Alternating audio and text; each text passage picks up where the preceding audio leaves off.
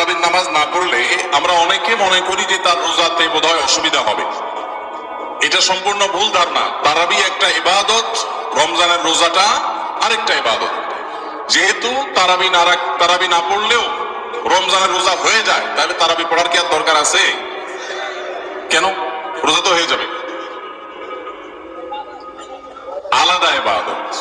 রোজা রাখা একটা ইবাদত, তারাবি পড়াটা আরেকটা ইবাদত। নবী করিম সাল্লাল্লাহু আলাইহি ওয়াসাল্লাম একই হাদিসে দুটি কথা বলেছেন, মান কামা রমাদানা ঈমানান ওয়া ইহতিসাবান গুফিরা লাহু মা তাকাদ্দামা মিন যামবি। একই হাদিসে বলেছেন, মান সামা রমাদানা ঈমানান ওয়া ইহতিসাবান গুফিরা লাহু মা তাকাদ্দামা মিন যামবি।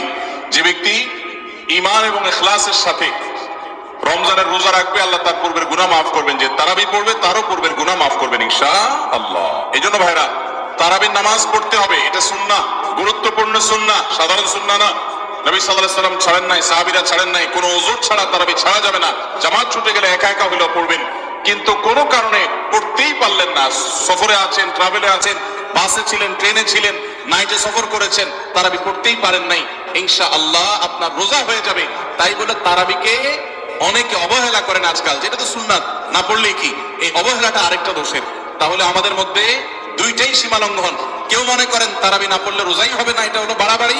আবার অনেকে মনে করেন তারাবি না পড়লেই বাকি, এটা হলো ছাড়াছাড়ি। এই বাড়াবাড়ি এবং ছাড়াছাড়ির মধ্যে আমাদের থাকতে হবে। আল্লাহ আমাদের তৌফিক দান করুন।